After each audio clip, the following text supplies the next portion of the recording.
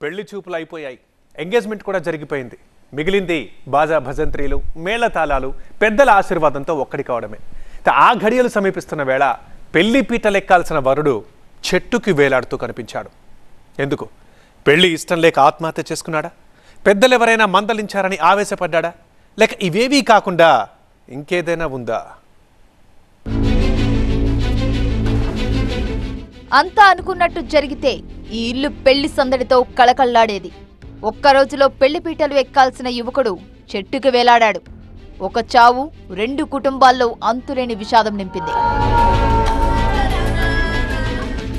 నిజామాబాద్ జిల్లా ఎడపల్లి మండలం మంగళ్ పహాడికి చెందిన ఇతను ప్రతాప్. ఈ మధ్యే ఓ యువతితో ఎంగేజ్మెంట్ జరిగింది. ఈ నెల 13న పెళ్లి చెయ్యాలని పెద్దలు నిశ్చయించారు. కుటుంబ సభ్యులంతా పెళ్లి పనుల్లో బిజీ అయిపోయారు. పెళ్లికి ముందు రోజు ఇంట్లో పోచమ్మ పండుగ చెయ్యాలని నిర్ణయించారు.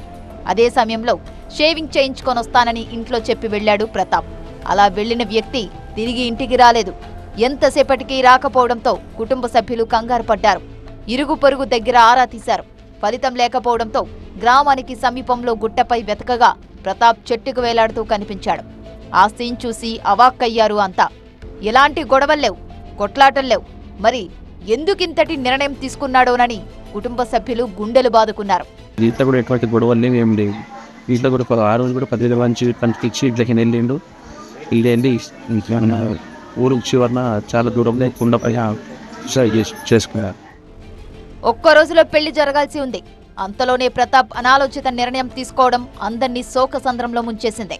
ఆయనకేం డ్యూటీసేమో మంచిగానే ఉండే, తెలియదు ఆయన మాట కటింగ్ చేసుకుంటాను పోయిండు.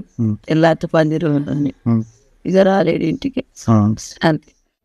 గ్రామస్తులిచ్చిన సమాచారంతో స్పాట్కి చేరుకున్న పోలీసులు డెడ్ బాడీని బోధన్ ప్రభుత్వ ఆసుపత్రికి తరలించారు. కేసు నమోదు చేసి దర్యాప్తు చేపట్టారు. ప్రతాప్ ఎందుకు సూసైడ్ చేసుకున్నాడు? ఇంట్లో ఎవరైనా ఏమైనా అన్నారా? లేదంటే వ్యక్తిగత ఇబ్బందులేమైనా ఉన్నాయా? ప్రతాప్ బలవన్మరణంతో 2 కుటుంబాలు కోలుకోలేని విషాదంలో మునిగిపోయాయి.